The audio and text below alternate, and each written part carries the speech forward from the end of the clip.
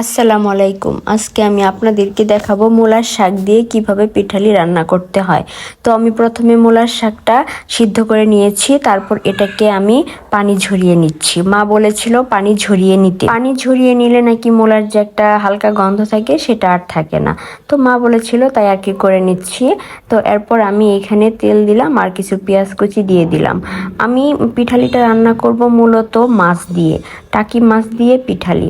তো আমি প্রথমে মাছটাকে কষিয়ে নিব, কষিয়ে নেওয়ার পর তারপর এটা রান্না হবে। এখানে আমি গরম পানি দিয়ে দিয়েছি। গরম পানিতে চাউলের গুঁড়া মিক্সড করতে হবে, এর জন্য গরম পানিটা মাস্ট লাগবে। তো এখানে আমি দেখেন হালকা একটু গরম পানি নিয়ে এর মধ্যে চাউলের গুঁড়োগুলো দিয়ে দিচ্ছি আর এভাবে এটাকে মিশিয়ে নিচ্ছি ভালোভাবে। এটাকে ভালোভাবে মিশিয়ে নেবেন যাতে এটা দলা না পাকিয়ে যায়, এটা খেয়াল রাখতে হবে। কারণ দলা পাকালে পিঠাটিটা ভালো হবে না আর কি, খেতে ভালো লাগবে না। তো যাই হোক, এইভাবে নেড়ে নেড়ে এটাকে নেবেন। তারপরে আমি এখানে মাছগুলো বসিয়ে দিয়েছি। এই মাছগুলো আমি ভালোভাবে কষিয়ে নেব।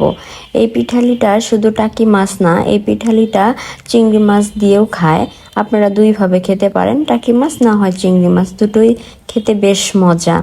তো আমি এখন এটার মধ্যে দেখেন শাক দিয়ে দিচ্ছি। শুধু মূলার শাক না, আপনারা বিভিন্ন শাক দিয়ে এই পিঠালিটা তৈরি করতে পারেন, তবে মূলার শাকের পিঠালিটা একটু বেশি মজা হয়। তো দেখেন আমি এখানে মূলার শাকগুলো দিয়ে এখানে একটু নেড়ে চেড়ে নিচ্ছি। তারপর আমি এখানে প্রয়োজন মতো সব ধরনের মশলা দিয়ে দেব। এখানে আমি দিয়েছি আদা বাটা, রসুন বাটা, জিরা বাটা, পেঁয়াজ বাটা, হলুদ, মরিচ, আর যে মাছটা কষিয়ে নিয়েছিলাম মাছটা দিয়ে দিয়েছি, আর প্রয়োজন মতো তেল। তো আপনারা এইভাবে বাসায় ভিডিও দেখে আপনারাও ট্রাই করবেন। দেখেন আমি এখন ওই চাউলের গুঁড়াটা এইভাবে দিয়ে দিচ্ছি আর নেড়ে নিচ্ছি।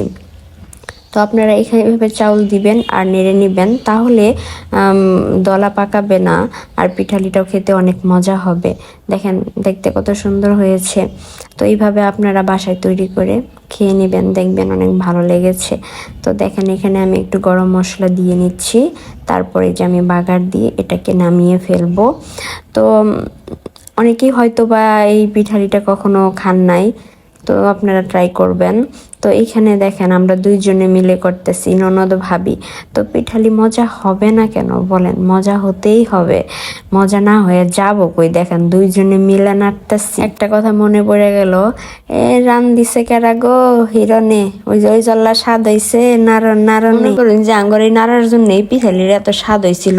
আমরা 4টা পুটটা খাইছি, ওরা স্বাদ হয়েছিল।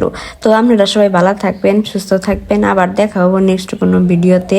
টাটা, বাই বাই, আল্লাহ হাফেজ।